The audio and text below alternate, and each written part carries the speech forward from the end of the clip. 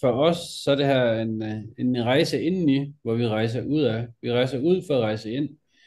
Så de steder, vi skal hen, nu ikke fordi vi skal snakke om alle mulige andre steder, men det er bare sådan, hvis man kigger fremad i vores plan omkring sjælsrejser, Mm. så det der er planen, det er at samle så mange mennesker, der har lyst til at rejse hjem i dem selv. Finde os sjælsfamilie, eller de mennesker, som vi resonerer med, hvis man sådan skal sige det i almindelig sprog, så det er dem, du resonerer dybt med i hjertet, du mærker. Ligesom Mads fortalt, der kan være en i toget, man lige møder, man sidder og kigger på, wow, der er et eller andet, der sker et eller andet inde i mig. Jeg kan mærke, der er altså en forbindelse, som jeg ikke kan sætte ord på. Det er bare en, der er. Og når man er sammen, så er det sjælsfamilie. Det er, når man mødes på den måde, så mødes man i hjertet. Og det vil vi rigtig gerne være garant for og skabe de her møder. Og under de her møder, så facilitere noget, som faktisk flytter dig som menneske. Og invitere nogle facilitatorer ind, som har noget på hjertet, som lever det, de siger, og gør det, de lever. Så de lever på en måde, hvor at de er autentiske. De er legende, de gør det på den måde, som man får det ind med smil og grin, og også på en seriøs måde. Det er ikke sådan, at alt det er bare sjov ballade, fordi vi arbejder med nogle seriøse ting, men det skal være let og luftigt. Så når vi arbejder med de her ting her, når de mennesker, som vi inviterer ind, vil være helt naturligt være mennesker, som har en legende tilgang til det og holde rum for andre mennesker. Så selvom man godt kan, du ved, knive en tårer, og det kan være sådan svært, så er der altid et forløsende grin i den anden ende. Så det er ikke sådan, det bliver så tungt, at det ikke kan, man kan ikke være i det. Altså det bliver sådan, vi gør det, de her ting, de bliver holdt på en måde, hvor man bliver holdt med hjertet. Altså, og det gør man blandt andet med grin og smil og kærlighed, fordi altså, smil er kærlighed. Altså, det er ligesom sol. Ikke? Det er bare noget, der er. Det er noget, men det er svært at sætte ord på. Men kærlighed, det er meget mere end det at bare holde en. Det er også det der med at skabe noget tillid og vise, at man faktisk vil hinanden. Og at det er også tese, det er, at de mennesker, vi tiltrækker i det her format, som sjælsrejser er, det er mennesker, som har lyst til at forandre sig selv, personlig udvikling, på et helt andet plan, end det er at gå til en eller anden almindelig coach. Fordi det her, det er, vi skubber hinanden i den rigtige retning, ved at spejle hinanden i den rigtige retning. Så det er Mm. sådan, det er, sådan som, som jeg i hvert fald ser det, og også som vi har haft mange snakker om, masser af jeg, i det her. Mm. Ja, og lige netop det der med, at der ligesom opstår det her felt mellem alle deltagerne. Øhm, den måde, jeg godt kan lide at se det på, det er det her med, at vi kommer til at være samlet så mange mennesker, som et sted, lad os bare sige det helt konkret, vi er samlet et sted mellem 10-12 og måske 18-20 stykker samles vi i den her gruppe. Og det er alle sammen mennesker, som er taget afsted med en eller anden form for intention om at skabe en ændring i deres liv, hvor at de kommer tættere på deres autentiske selv. Det er alle sammen mennesker, der er taget afsted for på en eller anden måde at udvikle sig selv, eller finde de ting, der på en eller anden måde står i vejen for, at de kan leve deres liv mere fuldt ud og mere sandt for dem selv. Så det felt, der nødvendigvis vil opstå mellem den her gruppe af mennesker, der alle sammen kommer med den samme intention, det synes jeg bare er et godt billede på, at man kan prøve at mærke ind i, øhm, ja, hvad det er for nogle mennesker, man kommer til at møde. Det er Mm. netop mennesker ligesom dig, der har det her, den her længsel, det her ønske, den her et eller andet, hvor jeg kan mærke, der er noget, der kalder. Øhm, og det kan man jo være nysgerrig på, og det bliver en stor undersøgelse af, hvad det egentlig er for noget. Men der er et eller andet i hvert fald, som gerne vil bevæges. Der er et eller andet, der gerne vil transformeres. Øhm, men ind i det, synes jeg faktisk, det kunne være interessant, bare sådan lige, hvad kan man sige, i forhold til, at vi tager lige præcis til de her kraftsteder, de her power places, og lige præcis for eksempel i Bosnien, hvor du selv har været, Kim, så synes jeg, Mm. det kan være interessant at prøve at høre dig sætte nogle ord på, hvad det var, altså det her med sådan på en eller anden måde at kunne give folk et billede på, hvad det er, man begynder at mærke, når man er de her steder.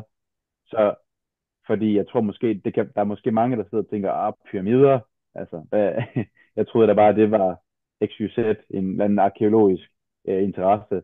Øhm, men jeg synes, det kunne være virkelig fedt at høre, fordi du har så meget viden om det her, og har selv været der og oplevet det, og ligesom, du mærker selv, hvad du synes, du mærker selv din sandhed omkring de her pyramideformationer.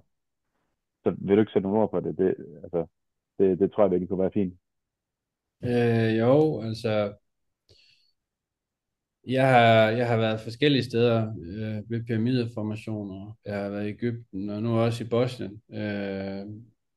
I Bosnien blev jeg kaldt til, kan man sige. Altså, det er sådan, jeg lever min spiritualitet 1 til 3 timer, laver jeg et eller andet spirituelt om dagen. Men det her sted, det blev jeg sådan set, det var et kald for mig. Sådan, og der kan man jo sige mange ting om det, men det var sådan en følelse af, at jeg skulle derned. Og da jeg kom derned, sammen med min daværende kæreste der, så var det sådan en følelse af at komme hjem. Når man kommer derned, så er det sådan, man kan godt se, at det her, det er pyramideformationer. Der er jo sådan bevoksning på. Men det, der sker, når man kommer derned, det var i hvert fald sådan, det var for mig, at det var sådan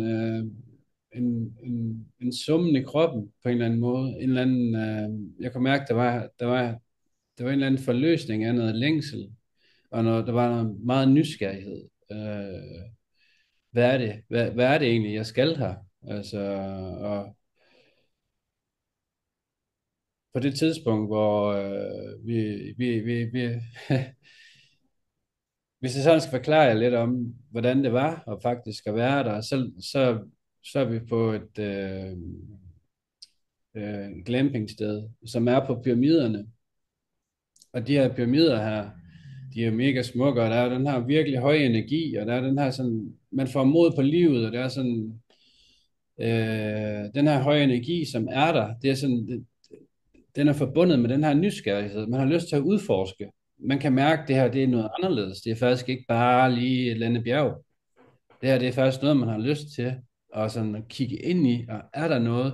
Kan det gemme sig noget om bag den der lille knold, der er der, eller et eller andet? Du ved, det er sådan, det er i hvert fald den lyst, jeg havde. Altså, jeg fik sådan lyst til at lave de her udgravninger. Så jeg forstår virkelig godt, at rigtig mange mennesker sådan flokkes der til og kan lide det her, og kigge ind i det her arkeologiske udgravninger, som foregår dernede hele sommeren, faktisk. Det forstår jeg virkelig godt. Det er jo meget spændende, fordi at der er rigtig meget på spil, så at sige. Altså, men der, hvor de arkeologiske udgravninger foregår, de foregår med noget, der hedder Ravnetunnelerne, som er endnu et fantastisk sted. Men det er en 2-3 kilometer fra de her pyramider, faktisk, at det her det ligger. Øh, men hvis jeg lige skal forklare lidt færdigt omkring de her 5 forskellige pyramider, så den primære pyramide, som jeg blev rigtig tiltrukket af, det er Solpyramiden, som er den største dernede, som er 270 meter høj. Og lige præcis den pyramide har jeg fået kanaliseret en masse viden ned fra. Altså, og der er blandt andet den her pyramide, den er 16 til 18.000 år gammel, og blev lavet før Atlantis gik ned, fordi at den her pyramideformation, altså den pyramidedal, men primært solpyramiden, er faktisk et sted, hvor at man sådan holder mørket ude, kan man sige. Det er direkte, altså der er en skalarbølge, hedder det, eller skalarbølger hedder det faktisk, på toppen af den her pyramide, som er en høj frekvens, der er 26.200 hertz, Og den frekvens går ind og balancerer kroppen fuldstændig. Så det er faktisk ikke en, man skal sidde i flere timer, fordi så bliver balance til ubalance faktisk, fordi den er så Mm. kraftig. Men det den faktisk gør, det er, at den sender jo energi igennem hele kosmos, og blandt andet til Andromeda og Sirius, og altså rundt om i stjernebilledet, så at sige. Og den connecter sig til alle andre pyramider rundt om i verden, faktisk. Det gør alle pyramider. Pyramider er lavet til at connecte, ikke fordi du skal connecte ud af, men fordi du skal connecte indad. Fordi at den visdom, som vi søger udefra os selv, altså ved at, du ved, at læse, tage på universitetet, eller du ved, de ting, man nu kan få af viden udefra, man tror, man skal have, de findes inden i dig. Så det er den pyramide, blandt andet den pyramide, alle pyramider i verden, men nu primært solpyramiden. Den er lavet til at skabe, altså at finde din indre visdom faktisk. Fordi inde i pyramiden, der er der, der er der egentlig, der er der en særlig energi. Altså en pyramide, den ser sådan ud på toppen, men i virkeligheden, så er det faktisk en firkant. Og inde i midten af de her to pyramidetrekanter, der findes der det, som man kalder for gudspartiklen. Altså det er faktisk universets oprindelse. Den kan du tappe ind i, fordi vi er også en del af det. Så det er sådan, det er lidt spacey, det jeg siger, det ved jeg godt. Det kan godt lyde lidt mærkeligt, men det er det, jeg har Mm. fået ind. Altså det er sådan den viden, jeg har fået ind i Mm. forhold til at tappe ind i de energier, som er dernede. Mm. Det, der er rigtig spændende ved det, det er, når man faktisk er omkring den her pyramide, så kan du få noget viden, som du ikke kan få andre steder, fordi det her, det er en kanal. Altså, du kan godt tabe ind i den her hjemmefra, det kan man godt, men det er ikke det samme som at være der og modtage den der energi der, og være på stedet, og være sammen med de her mennesker, som det her, det her møde, som vi får dernede, det er ikke bare et almindeligt møde, det er et sjælemøde. Det er en mening med det, det er noget, der det er forudsagt, kan man sige. Så det her møde, som vi får dernede, det bliver en unik oplevelse for os alle, inklusive Mads og jeg. Altså, vi kalder på jer, så vi håber, I har lyst til at komme forbi, fordi det er super vigtigt arbejde, vi kommer til at lave dernede. Ikke bare for os, men sådan Mm. generelt for menneskeheden, fordi at vi kommer til at lave nogle spændende ting, som jeg ikke lige vil gå nærmere ind på nu. Men, øh, Mm. men, men den her pyramide er utrolig vigtigt. Altså, den holder faktisk på mørket og lyset. Altså, øh, i, det er sådan, det er også lidt vildt at sige. Altså, det er også et postulat og sådan nogle ting, men det er det, der lever inde i mig. Det er den overbevisning, Mm. jeg har. Det er den viden, jeg har fået ned og kanaliseret ned. Mm. Så, så på den måde, der er det er min virkelighed. Så Ja. Så det er sådan lige Og kort sagt, det er lige omkring pyramiden og Ravnetunnelerne. Det er et meget spændende sted også. Når man kommer ind i de her tunneller her, så er det sådan, det er det, det er nogle af, jeg har ikke hørt om andre steder, hvor man laver udgravninger på den her måde. Det er ligesom at gå i en guldmine, det er sådan en almindelig mine, hvor man går ind i en mine faktisk, minegange. De bliver så gravet ud. De har været dækket til med sådan en særlig jord. Det har været dækket til. Det har plomberet mere eller mindre. Så det bliver gravet ud, når der er blevet gravet nogle kilometer ud. Og så det går sådan meget som labyrintagtigt, de her tunneller her. Men når man kommer ind i dem, så er det, der er særligt ved dem, det er, der er kun én indgang faktisk. Normalt, når man laver udgravninger i miner og sådan noget, så skal der være to udgravninger, eller to åbninger, fordi så kan du ikke få ilten til at komme rundt, så skal du have en eller anden form for aggregat. Her der er det helt naturligt, du er bedre iltet ind i den her tunnel, end du er udenfor. Det er virkelig magisk. Det er fordi, der løber noget vand nedenunder de her tunneller. Det gør der faktisk også under alle pyramider, der løber der vand. Øh, som, som, som kan man sige, det er livets kilde, kan man sige. Det løber under alle pyramider. Og de har en masse forskellige funktioner, som vi kan komme ind på et andet tidspunkt. Men udover det, så er der de her megalitter, som faktisk, det ligner sådan nogle kæmpe store sten. Man tænker, det er så her, hvor vi er med os menneskeøje, der kan vi kigge på det der, så ligner det bare sådan en kæmpe sten. De har så været inde og lave nogle forskellige prøver på det, altså med noget røntgen og sådan nogle ting der, så de fundet ud af, at der er små krystaller inde i den her sten her. Og dem er der, de er kæmpe store, altså nogle af dem, de er jo næsten 2-3 meter i Mm. diameter, sådan med forskellige fasonger og sådan noget, ikke også? Og man kan sige, de målinger, der bliver foretaget i forhold til at finde de her krystaller, kan man sige, er jo naturvidenskabeligt. Ja, ja. Så man har brugt et måleinstrument til at undersøge det her. Så langt er man også med i, kan man sige, Ja, med bestemt. videnskaben, ikke? Jo, det Ja. er man. Altså, og de har der fundet ud af, at de har en særlig evne. Det er blevet målt også. Der er en særlig evne, de skaber sådan nogle ioner. Det faktisk gør, det er, fordi når der løber vand nedenunder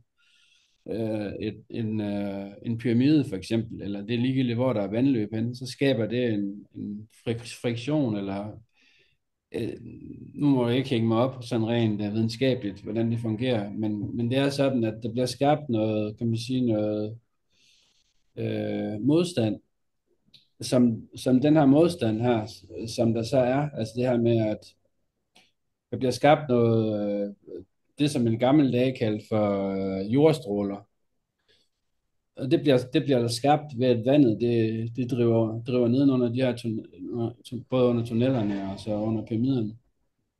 Og så de her megalitter, de går ind og modsvarer det. De skaber simpelthen et modsvar, så de sørger for, at altså ilt i rummet, altså på en eller anden måde. Jeg ved ikke, hvordan jeg skal forklare det ellers, altså, men det er sådan, de to ting, det skaber en balance ind i det her kammer, altså kamre, som det jo faktisk er, så man faktisk bliver bedre iltet. Det er sådan en form for en iltningsproces, der bliver, når de her to ting, de er sammen. Men det har jeg fået Mm. ind sådan rent, øh,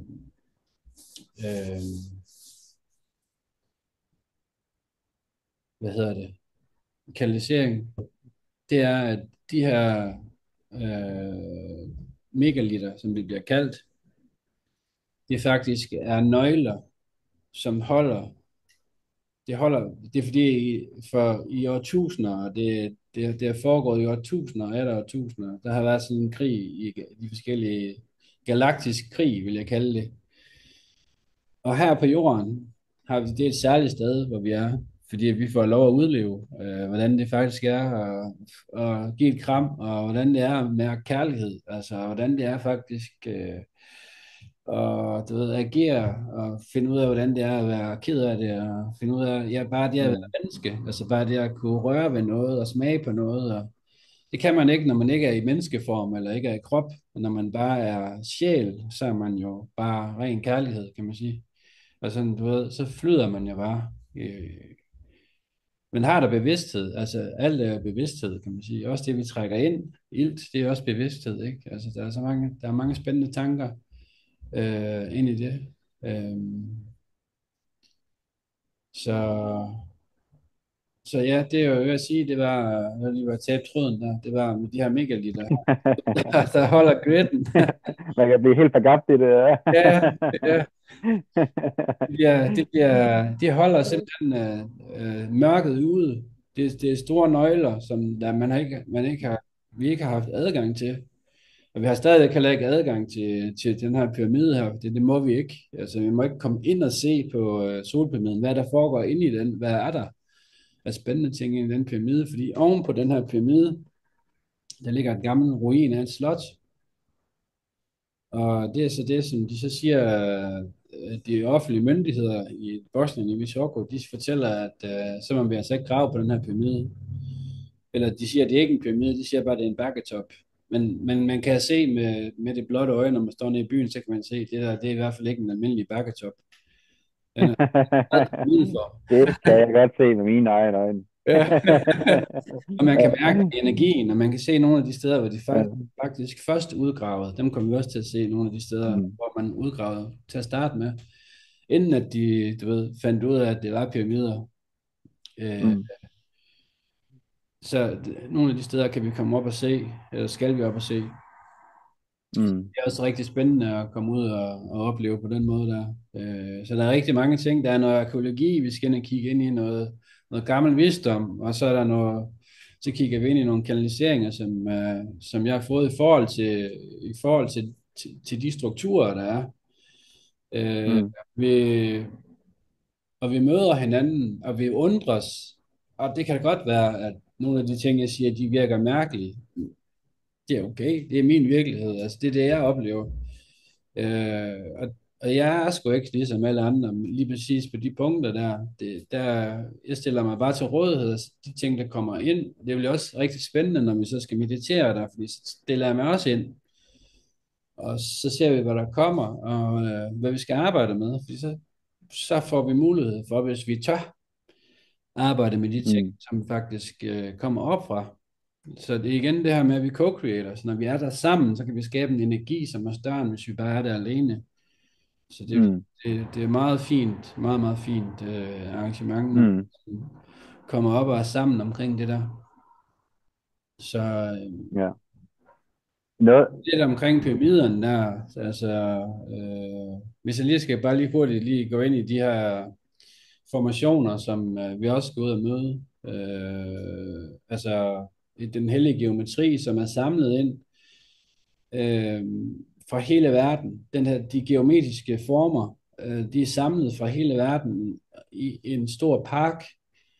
Så det ligner lige umiddelbart, når man kigger på det, det tænkte jeg selv, dengang jeg var derhen første gang. Altså, hvad kan det her? mm, Altså, det er jo bare sten, der er sat med noget farve på, eller et eller andet. Det er sådan nogle mærkelige mønstre, nogle af dem.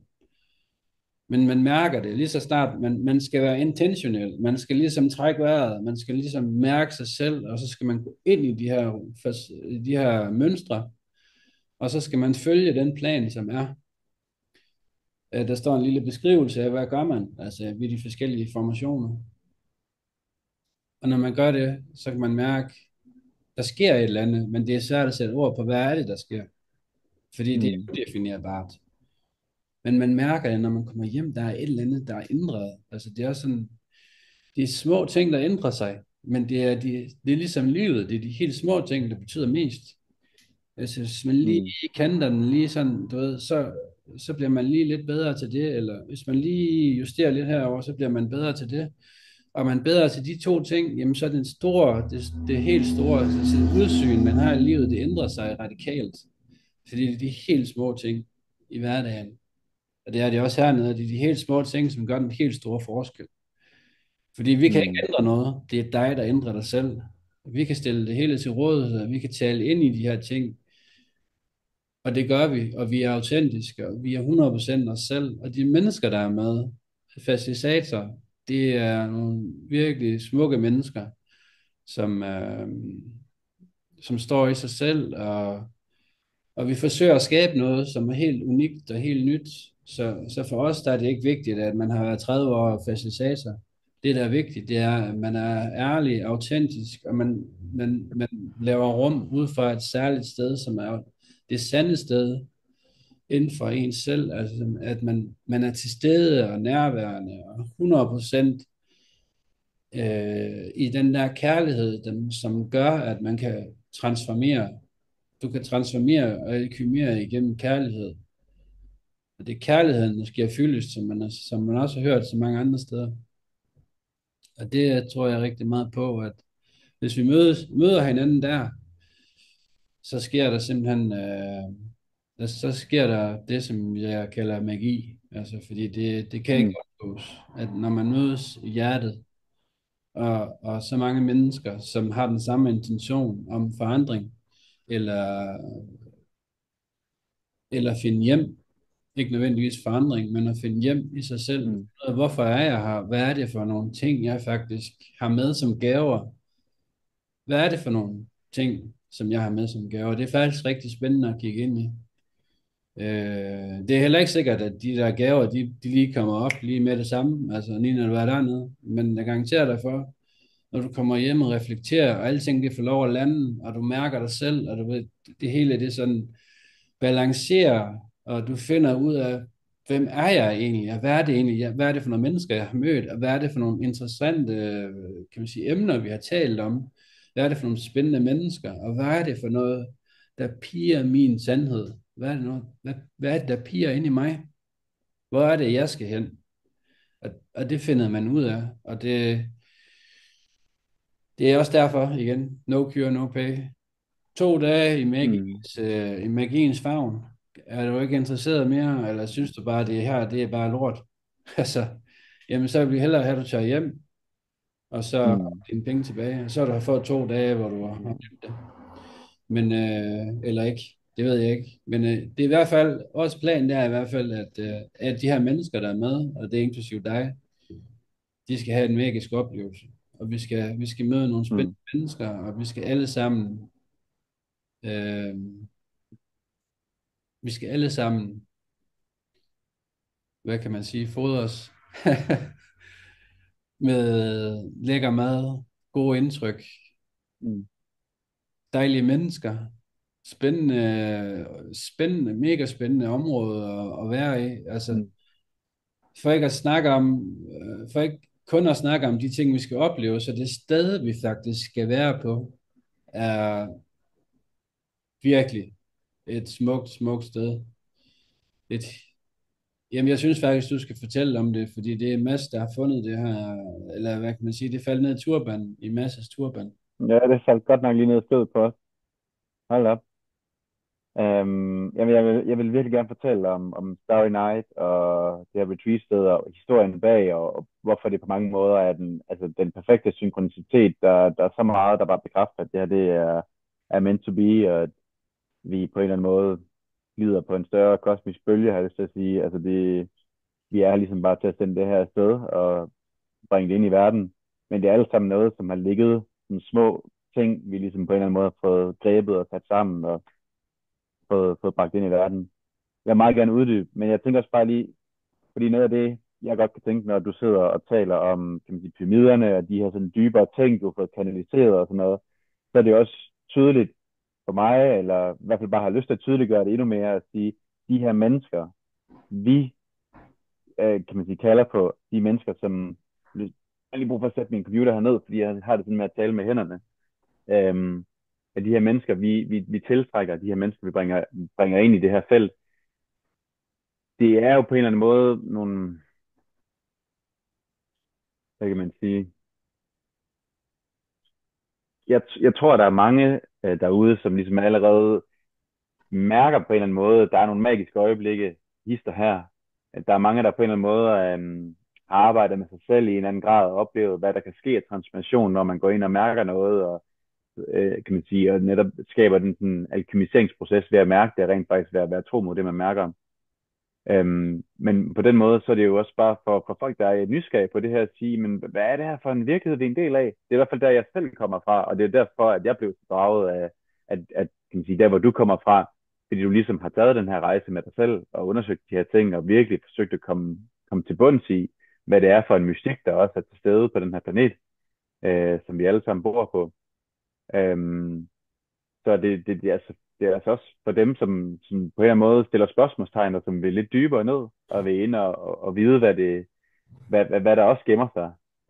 Og ja, det kan være, at man har fået intuition med en clairvoyant. Det kan være, at man har fået healing før. Det kan være, at man kender nogen, der er healer. Det kan være, altså, alle de her ting er jo noget, som på en eller anden måde, hvad kan man sige, vores rationelle, naturvidenskabelige blik øh, ikke rigtig kan rumme, ikke rigtig kan siger man accommodate, de kan ikke rigtig understøttes.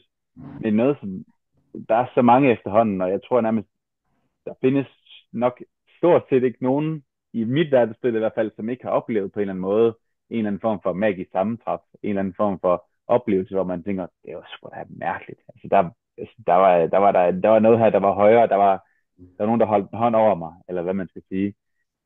Men i hvert fald, når du siger det her med, at de her pyramider, de går indad, og det er alt sammen noget, vi har indeni, så er det også for mig at se den åbning, vi kan skabe indad til, hvor at der begynder at komme en, kan man sige, en dybere forbindelse til alt det magiske og til magien. Og når vi åbner det op, så begynder vi på en eller anden måde at kunne bevæge os, men netop bevæge os fra et andet sted, og på den måde bevæge os også, hvad kan man sige. Og når vi kommer fra et andet sted i os selv, så skaber vi en ny oplevelse, og så begynder vi også at skabe en, hvad kan man sige, et nyt liv for os selv. Mm. Øhm, så ja, det fik jeg bare lyst til sådan at reflektere lidt ind i, fordi at, hvad kan man sige, jeg tror, at dem, der er tiltrukket af det her, det er ikke mennesker, som er, kan man sige, er forankret 100% ind i sådan den rationelle verdensbillede. Det er for mennesker, som kan mærke, at der er en eller anden nysgerrighed omkring de her pyramider, og som er i højere grad er klar til at tro på de ting, du siger, selvom at det for nogen kan virke skørt. Når du fortæller om, hvad du oplever ved de her pyramider, der sidder jeg bare sådan og virkelig og mærker den der sådan, jamen ja, jeg tror også, det er det der sådan, hvad kan man sige, grunden til, at det her projekt overhovedet findes, er fordi, at jeg kunne mærke, at de ting, du kommer med, er noget, som har været ind og vende, har jeg lyst til at sige. Det her med, at det er noget, du har mærket ind i, at du kan mærke, det her, det virker sandt, i samklang selvfølgelig med de ting, du også får at vide, kan man sige, opfra og kanalisere ned. Øhm, men at det kommer fra det sted, at man har sanset noget med sine ekstraordinære sanser, hvad skal man kalde det, sine åndelige sanser. Mm. Man simpelthen bare mærket ind i det, og kan mærke, at der er et eller andet. Og det kan være svært at måle på, det kan være svært at argumentere for, men jeg kan sige, argumentet et eller andet sted er, fordi at vi har oplevet det, fordi jeg kan mærke det, fordi jeg kan mærke det er sandt. Og der tror jeg også bare, at vi bevæger os ind i en ny tid, hvor at vi ligesom på en eller anden måde indset også, at når vi kun bevæger os fra det rationelle, og vi kun bevæger os op fra hovedet af, så får vi skabt noget, som på en eller anden måde er lidt disconnected, som ikke nærer os ind i et på dybere plan. Så jeg tror virkelig også, tiden den kalder på, at vi begynder at kaste os ud i nogle ting, hvor vi bare kan mærke, der er et kald, og hvor vores intuition visker til os, og hvor der er et eller andet gåsehud, eller der er et eller andet, hvor man sådan, man kan ikke slippe det igen. Og man tør at forfølge de der impulser, eller de der små bidder af et eller andet, hvor man sådan kan mærke, det er jeg sgu nysgerrig på. Mm.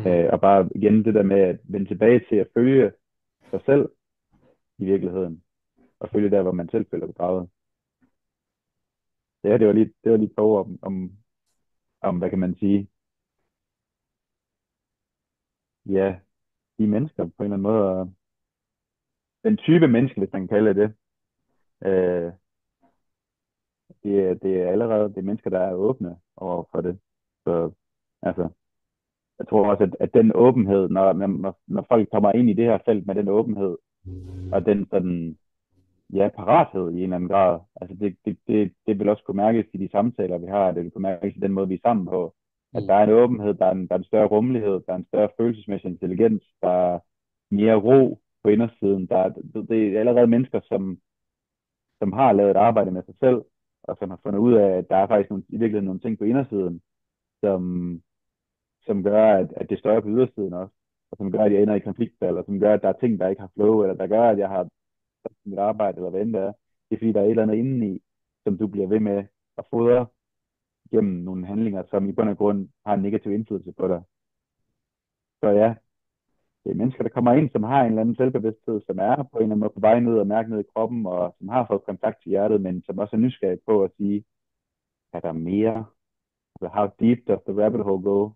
Altså, øh, Ja. den der sådan, kan det godt blive dybere, kan det godt blive endnu dybere forbundet til den helhed, vi er en del af. Øhm, ja. Mm.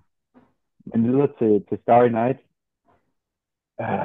Jeg har lyst til at sige, hvor skal jeg nærmest begynde med det her retreat venue. Altså i bund og grund, den er bare magisk. Og det har bare været et sammentræf. Altså oprindeligt skulle vi have boet på det her kloster, hvor du var sidst. Men når vi tænker retreat, så tænker vi også, at det skal være et sted, hvor naturen er en stor del af det. Hvor naturen er med til lige så meget at holde de processer, hvor naturen kan spejle os og åbne os, når vi er i resonans med den. Så det var egentlig bare sådan et eller andet ønske, vi havde. Og så der sådan lidt længere nede på side 1 på Google, så var der den her side, der blev med at poppe op, sådan Starry Night, en Facebook-side, og jeg sådan, var inde og kigge lidt, og det, hvad var det for noget? Men lige pludselig så fik jeg øje på, hvad kan man sige, de har et helt særligt space, workshop space, som er sådan en aflang, sådan et telt, vi kalder den The Cocoon, og på den måde er det også meget sådan, synes jeg, symbolisk i forhold til, at larven går ind i en puppe, før at den udklækkes, eller går ud som en sommerfugl og spreder vingerne, fuldstændig farverig og magisk og flakkende og uforudsigelig og ja, bare magisk i sin egen eksistens. Så på den måde synes jeg også, det er så symbolsk, at de har den her cocoon, hvor vi skal gennemgå de her transformative processer inde i os selv, hvor vi skal alkemisere alt det, vi mærker, der har brug for at blive sendt op og sendt videre og blive forløst. Ja, jeg ser den her cocoon, og jeg tænker bare, det her sted, der skal vi være. Det kommer til at ske. Jeg googler det hurtigt. Det er 10 minutters kørsel fra pyramiderne, og det er bare perfekt. Altså nu sidder jeg og laver en pyramide her med mine hænder, ikke? Altså det er bare, Ja. det går bare op i en høj enhed.